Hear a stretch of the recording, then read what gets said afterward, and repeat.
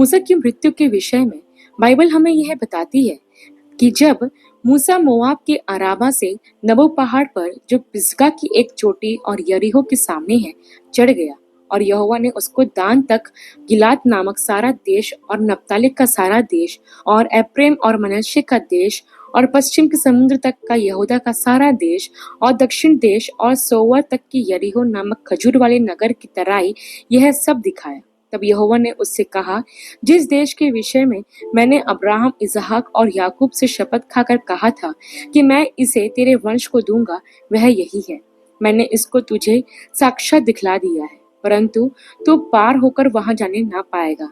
तब यहोवा के कहने के अनुसार उसका दास मूसा वहीं मोआब के देश में मर गया, और उसने उसे मोआब के देश में बेतपुर के सामने एक तराई में मिट्टी दी, और आज के दिन तक कोई नहीं जानता कि उसकी कब्र कहाँ है। मूसा अपनी मृत्यु के समय 120 वर्ष का था, परंतु न तो उसकी आंखें धुंधली पड़ी और न उसका पौरुष घटा था। और इजरायली मोआब के अराबा में मूसा के लिए 30 दिन तक रोते रहे। तब मूसा के लिए रोने और विलाप करने के दिन पूरे हुए। और नून का पुत्र यहोशू बुद्धिमानी की आत्मा से परिपूर्ण था, क्योंकि मूसा ने अपने हाथ उस पर रखे थे, और इजरायली उस आज्ञा के अनुसार जो यहोवा ने मूसा को दी थी उसकी मानते रहे। और मूसा के तुल्य इजराइल में ऐसा कोई नबी नहीं उठा जिससे यहोवा ने आमने सामने बातें की। और उसको यहोवा ने फिरौन और उसके सब कर्मचारियों के सामने और उसके सारे देश में सब चिन्ह और चमत्कार करने को भेजा था। और उसने सारे इजरायलियों की दृष्टि में बलवंत हाथ और बड़े भय के काम कर दिखाए। प्रियो, इस अध्याय में मूसा की मृत्यु के बारे में बताया गया है, लेकिन यहाँ एक रहस्य है। इसके बारे में परमेश्वर के अलावा कोई नहीं जानता कि मूसा की कब्र कहाँ पर है। यह एक ऐसा रहस्य है जिसके बारे में आज तक कोई नहीं जानता। इस अध्याय में यह जरूर बताया गया है कि मूसा को मोआब देश में बेतपोर के सामने एक तराई में मिट्टी दी गई, लेकिन उसकी कब्र कहाँ है उसे एक रहस्य ही रखा गया है। आपके मन में भी इस विषय को लेकर कई सवाल उठे होंगे कि उसकी मृत्यु कैसे हुई और उसकी कब्र के बारे में क्यों नहीं बताया गया। तो सबसे पहले मैं आपको मूसा के बारे में कुछ बातें बताने वाली हूँ जो इस अध्याय में हमें देखने को मिलती है। सबसे पहली बात है उसके पद के विषय में। मूसा को परमेश्वर का सेवक कहा गया, और यह एक बहुत ही सामान्य उपाधि है जो उसने स्वयं चुनी थी। यह ध्यान रखिए प्रियो कि मूसा की परवरिश एक राजघराने में हुई थी और वो मिस्र देश का होने वाला राजा था, लेकिन उसने राजा बनने के बजाय सेवक बनना चुना। मूसा ने अपने पूरे जीवन में दृढ़ता से परमेश्वर की सेवा की और हमेशा परमेश्वर की आज्ञा का पालन किया।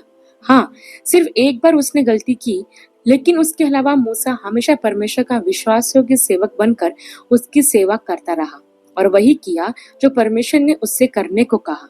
मूसा कभी अपने अधिकार का उपयोग अपने लाभ के लिए नहीं किया, बल्कि अपने हर एक अधिकार का उपयोग उसने परमेश्वर के लोगों के लिए किया जिनकी वो अगुवाई कर रहा था। इसलिए इब्रानियों की पत्री के 3 अध्याय के 5 वचन में उसके विषय में यह गवाही दी गई थी कि मूसा तो परमेश्वर के सारे घर में सेवक के समान विश्वास योग्य रहा। प्रियो, जीवित परमेश्वर की सेवा करना या उसका सेवक बनना, इससे अच्छी बात और कोई हो ही नहीं सकती। मैं तो यह कहती हूँ कि यह हमारा सौभाग्य है कि हम उस जीवित और सामर्थ्य परमेश्वर की सेवा करें और उसके सेवक कहलाएं। हमें एक दास या गुलाम की तरह नहीं, बल्कि एक पुत्र की तरह परमेश्वर की सेवा करना है। इस संसार में हर कोई राजा, अधिकारी बनना चाहता है या कोई बड़ी उपाधि या पद पाना चाहता है, क्योंकि सबको अधिकार चलाना है, लेकिन कोई भी अधीन रहकर सेवा नहीं करना चाहता।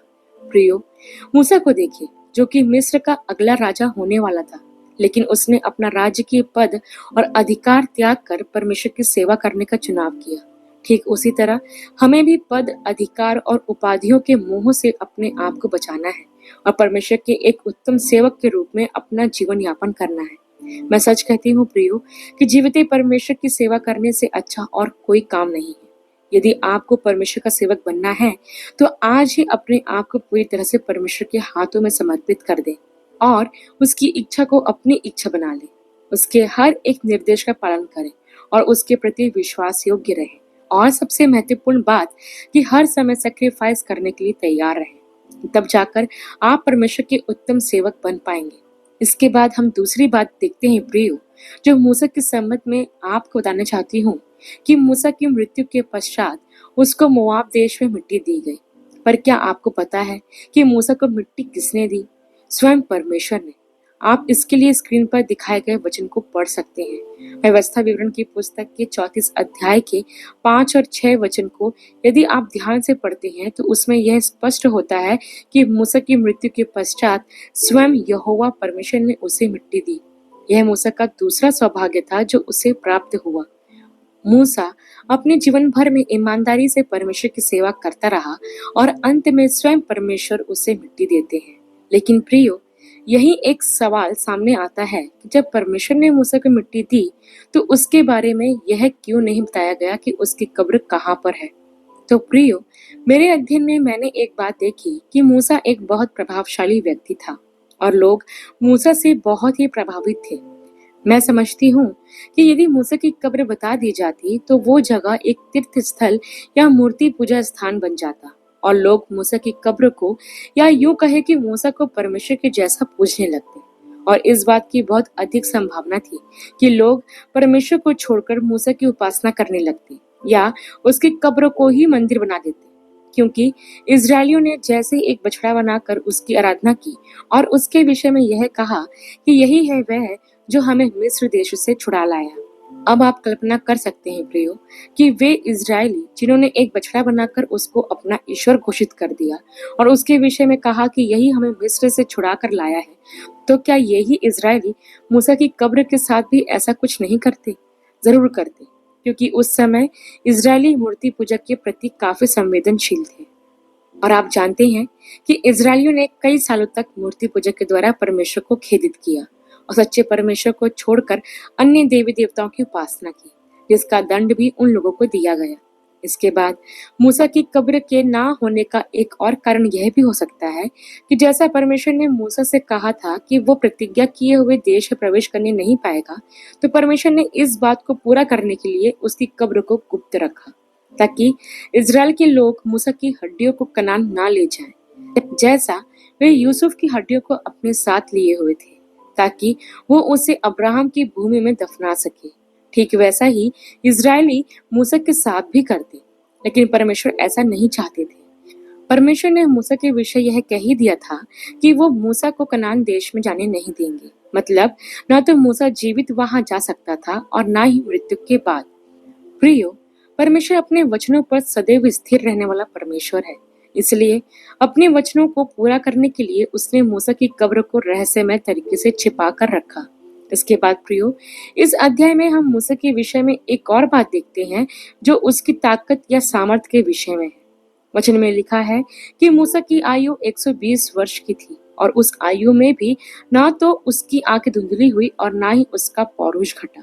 इस आयु को उस समय एक आदर्श आयु माना जाता था और इसके विषय में उत्पत्ति की पुस्तक के 6 अध्याय के 3 वचन में लिखा भी है, जब परमेश्वर ने मनुष्य की आयु 120 वर्ष की कर दी थी और उसके बाद मूसा ही वह पहला व्यक्ति था जिसकी मृत्यु इस वचन में कही गई बात के अनुसार हुई।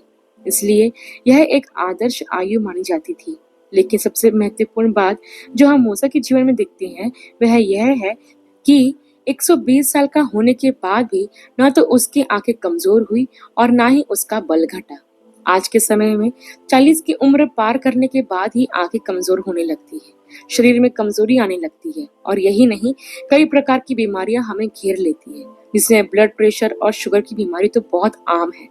वर्तमान समय में बढ़ती उम्र के साथ साथ हमारा शारीरिक बल घटने लगता है और यदि सब कुछ ठीक रहा तो मनुष्य 70 से 80 साल तक का जीवन जी लेता है, लेकिन इस आयु में भी बहुत कम लोग पहुंच पाते हैं। आज के समय में हालात ये हैं कि 70 के पहले ही लोग मर जाते हैं। लेकिन मूसा ना सिर्फ 120 वर्ष तक जीवित रहा, बल्कि ना तो शरीर कमजोर हुआ और ना ही उसकी आंखों की रोशनी कम हुई। कहने का मतलब यह है कि उस आयु में भी उसकी शक्ति में कोई कमी नहीं आई और ना ही उसके शरीर पर झुर्रियां आई, ना ही उसके दांत गिरे और ना ही उसकी शारीरिक शक्ति कुछ कम हुई। प्रियो, यह एक बहुत ही अद्भुत बात है कि 120 वर्ष का होने पर भी वो एक जवान युवक की तरह ही था। क्या आपको पता है कि मूसा की इस बात का रहस्य क्या है? तो मैं आपको बता दूं प्रियो कि इन सब बातों का रहस्य मूसा का परमेश्वर की उपस्थिति में समय बिताना है। जब आप मूसा के विषय में पढ़ते हैं तो आप पाएंगे कि मूसा परमेश्वर की उपस्थिति में रहा करता था। और एक जगह तो ऐसा भी लिखा है कि जब वो परमेश्वर के पास से नीचे लोगों के बीच में आया तो उसके चेहरे से प्रकाश निकल रहा था, जिसके कारण उसे अपने मुंह पर पर्दा डालना पड़ा। प्रियो, ये बातें हमें सिखाती है कि परमेश्वर की उपस्थिति में रहना और उसके साथ समय बिताना कितना आशीषमय है। जब हम भी अपने जीवन में परमेश्वर के साथ समय बिताते हैं और उसकी अधीनता में रहते हैं तो हम भी इस तरह की आशीषें वरन इससे बढ़कर आशीषें प्राप्त कर सकते हैं। प्रियो, परमेश्वर के निकट रहना और उसके वचनों का पालन करना तथा उसका भय मानना, यह हमारे जीवन में उसकी आशीषों को प्राप्त करने का माध्यम है। बिना इसके हम उसकी आशीषें प्राप्त नहीं कर सकते हैं। इसके बाद अंत में एक और महत्वपूर्ण बात जो हम मूसा के विषय में देखते हैं प्रियो, वह यह है कि मूसा के समान इज़राइल में ऐसा कोई नबी नहीं उठा जिसने यहोवा से आमने सामने बातें की। वचन हमको यह बताता है कि मूसा ही एकमात्र ऐसा व्यक्ति था जो परमेश्वर से आमने सामने बातें करता था और उसके समान कोई नहीं हुआ जिसके साथ परमेश्वर ने ऐसा किया हो। यही नहीं प्रियो, निर्गमन 33 के 11 में हम यह पढ़ते हैं कि मूसा परमेश्वर से ऐसे बातें करता था जैसे कोई व्यक्ति अपने मित्र से बातें करता है। मूसा की सेविकाई में परमेश्वर के साथ उसका संबंध एक मित्र के जैसा था। वैसे ही प्रियो, मैं आपसे यह कहना चाहती हूँ कि हमें भी अपने रिश्ते को परमेश्वर के साथ एक मित्र के जैसा बनाना चाहिए। प्रभु यीशु ने भी यह कहा है कि तुम मेरे मित्र हो। हम विश्वासियों के लिए सबसे अच्छी बात यह है कि परमेश्वर हमारे साथ एक मित्र की तरह रहना चाहता है। इसलिए मैं आपको प्रोत्साहित करना चाहती हूँ कि परमेश्वर के साथ अपने रिश्ते को मित्र के जैसा बनाएं। और मैं आपको विश्वास दिलाती हूँ, आपका इस दुनिया में परमेश्वर से अच्छा और विश्वास योग्य मित्र और कोई हो ही नहीं सकता। आशा करती हूँ प्रियो, मूसा की मृत्यु के ऊपर किया गया यह अध्ययन आपके लिए आशीषमय रहा होगा। अगली वीडियो में एक नए विषय के साथ आप सबसे फिर मुलाकात होगी। तब तक के लिए आप सबको जय मसीह की।